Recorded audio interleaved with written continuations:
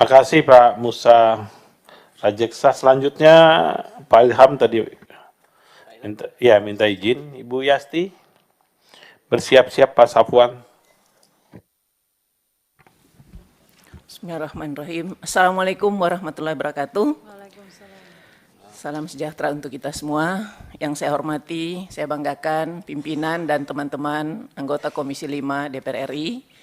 Yang saya hormati, saya banggakan Pak Menteri, Pak Wamen, dan seluruh jajaran Kementerian Perumahan Rakyat dan Kawasan Pemukiman. Yang pertama tentu patutlah kita memberikan apresiasi kepada Pak Menteri, Wamen, dan jajaran dengan visi yang besar untuk mewujudkan masyarakat yang adil dan makmur tentunya dengan pengadaan rumah 3 juta rumah per tahun.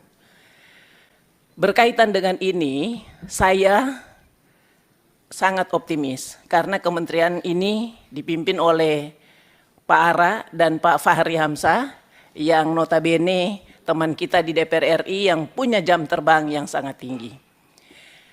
Namun di sisi yang lain saya masih sedikit pesimis karena ada banyak faktor-faktor yang saya lihat nanti berpotensi untuk menghambat visi besar dari Pak Menteri dan Pak Wamen kita ini. Yang pertama tentu saya setuju Pak Menteri dengan konsep pengadaan tanah dari Pak Menteri yang melibatkan pemerintah BUMN. Sudah bekerja sama dengan Kejaksaan Agung agar supaya nanti tidak ada implikasi di kemudian hari terkait dengan lahan yang akan digunakan untuk pembangunan rumah bagi masyarakat berpenghasilan rendah. Yang kedua, Pak Menteri, yang harus juga kita tanyakan adalah terkait dengan konektivitas. Di mana kita membangun perumahan dan kawasan pemukiman, tentu kita harus pikirkan juga ada konektivitas. Karena pengalaman kita ya ada ratusan ribu rumah yang dibangun di era pemerintahan Bapak Joko Widodo itu tidak termanfaatkan untuk MBR oleh karena tidak ada konektivitas. Bagaimana mungkin kita membangun rumah yang jauh dari, yang jauh dari peradaban dan kemudian tidak tersambung dengan konektivitas. Nah ini juga harus dipikirkan betul oleh Kementerian Perumahan Rakyat.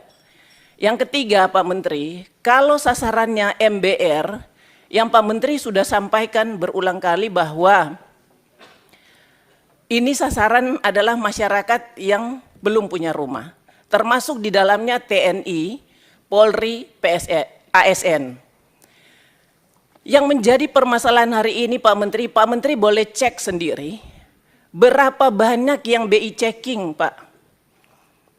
Jangan Bapak pikir TNI, Polri, ASN ini tidak ada BI checking. Sementara persyaratan untuk kredit rumah itu dia tidak ada BI checking. Ini harus dibuat regulasinya dulu Pak. Kami ini pernah memimpin daerah. Waktu saya memimpin daerah saya cek dulu. Ya, pada saat saya dilantik saya cek dulu. Ada berapa banyak ASN saya yang gajinya sudah tergadaikan. Dan saya melihat 95% ASN saya semuanya sudah tergadaikan. Dan dari 95% itu 90%-nya plafonnya 90% Pak. Makanya mereka malas untuk ke kantor karena semuanya gajinya mereka sudah digadaikan.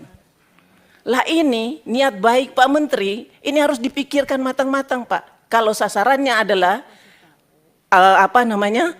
TNI, Polri, dan ASN. Begitu juga dengan masyarakat berpenghasilan rendah. Banyak juga Pak yang di kur itu yang mereka tidak mampu membayar dan kemudian dia BI checking. Nah kalau ini tidak diselesaikan lebih dulu, saya pesimis program ini akan berjalan dengan baik. Kemudian Pak Menteri, terkait juga dengan FLPP. Kalau kita melihat data yang Pak Menteri sampaikan bahwa FLPP ini untuk 200.000 rumah saja itu 24,3 triliun anggarannya. Kalau kita 1 juta rumah, kita kali 24,3 triliun, di dalam 1 tahun kita ada 121,5 triliun. Itu baru FLPP, belum kita subsidi bunga. Nah ini anggarannya dari mana Pak? Tadi kan Bapak sudah bilang, oh iya ada pengusaha, tapi jangan lupa juga, ini ada beban pemerintah di sini. Beban pemerintah, FLPP, SBUM, dan kemudian SSB. Ini harus dihitung secara matang. Kalau kita kalkulasi dalam 5 tahun, maka 1 juta rumah itu kurang lebih 607 triliun untuk 5 juta rumah. Ini anggaran yang sangat besar, Pak. Dan ini tidak mungkin akan digotong royong oleh pengusaha. Ini harus disiapkan oleh pemerintah. Nah, saya ingin mendengar penjelasan Pak Menteri agar supaya kita tahu ya, duduk persoalannya, kerangka berpikir Pak Menteri kita samakan dengan kita yang ada di sini. Dan kemudian kita cari solusi agar program yang luar biasa ini bisa berjalan dengan baik. Yang berikutnya lagi Pak Menteri terkait dengan BSPS, Bantuan Stimulan Permohonan Swadaya. Kalau saya lihat konsentrasi Pak Menteri juga bagus Pak Menteri, di wilayah pedesaan itu kurang lebih 2 juta rumah. Mungkin dari 2 juta rumah ini saya tidak tahu berapa juta yang dikhususkan untuk BSPS. Kalau kita bicara program BSPS, Bantuan Stimulan Permohonan Swadaya, Pak Menteri, hari ini kalau anggarannya 20 juta per rumah, terdiri dari 17.500.000 adalah dana untuk membeli material dan 2.500.000 rupiah adalah untuk upah kerja.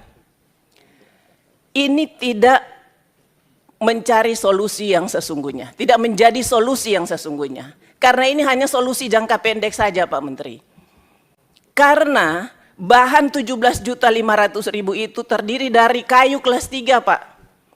Setengah beton, tidak juga diplester, setengahnya triplex. Yang tipis Pak bahannya. Kena hujan panas, tidak sampai 3 tahun, barang ini sudah rusak Pak. Jadi ini cuma solusi jangka pendek. Di akhir jabatan Pak Menteri, harus bangun lagi, harus kita tambah lagi program BSPS-nya. Jadi kita setiap 3 tahun yang lain belum selesai, kita harus memikirkan lagi.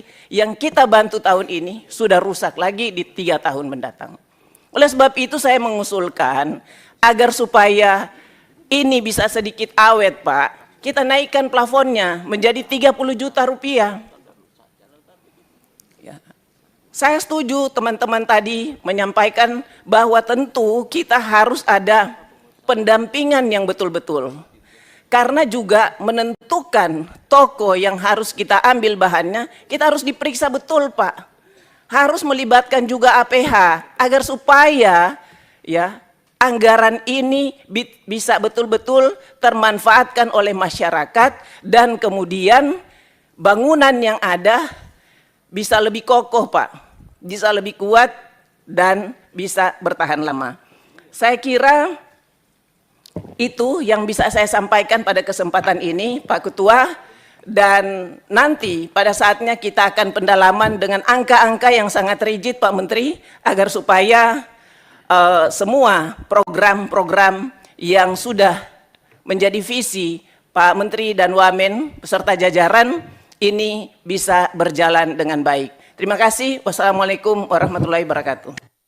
Terima kasih Bu Yasti. Teman-teman, saya mengingatkan agenda rapat kita hari ini adalah evaluasi APBN tahun 2024 dan hasil pemeriksaan BPK tahap kedua ya, tahun 2023. Jadi terkait dengan program nanti kita ada agenda khusus, tapi Bu Yasti tadi sudah mengelaborasi hampir secara keseluruhan terkait dengan 3 juta rumah. Jadi teman-teman yang masih sisa ini lebih fokus saja ke soal, nggak perlu diulang lagi gitulah, apa yang tadi bahasan soal 3 juta rumah itu. Kita fokus saja ke hasil pemeriksaan BPK dan capaian serapan anggaran tahun 2024 ya. Sekarang Pak Jigo Rulanda, siap-siap Pak Teguh Iswara.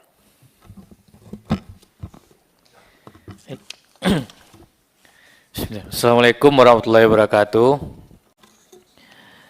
Yang terhormat Ketua dan Wakil Ketua Komisi 5 beserta anggota Komisi 5, Pak Menteri, Wakil Menteri beserta jajaran.